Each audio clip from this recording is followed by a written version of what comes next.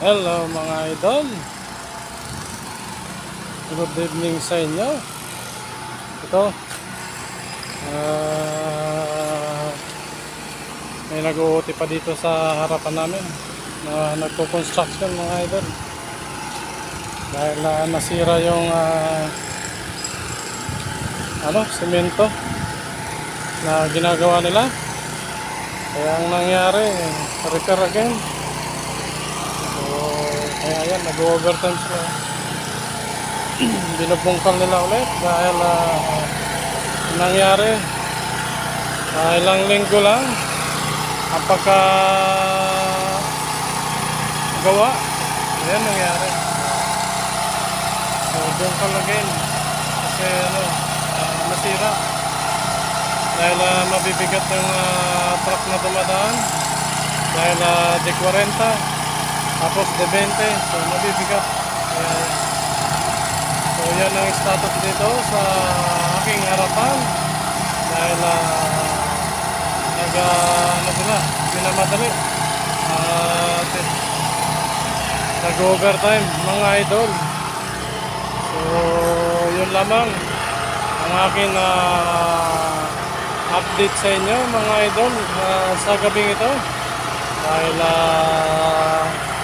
inabot na sila ng gabi sa overtime. At kung dyan naman sa QPAC mga pauwi na yan mga idol. Yan, mga outgoing na yan ng mga empleyado dito sa harapan namin. So yan ang shuttle nila, mga shuttle yan, mga van. So yan, naghahanda na yung mga outgoing na mga QPAC boys, yung mga empleyado. So dati dyan nagtatrabaho ang mga anak ko. Halos yung 3 kong binata ay nakapagtrabaho dyan mga idol. Kaya maganda sanang pabrika ito. Kaya lang napakainit. So kaya yun,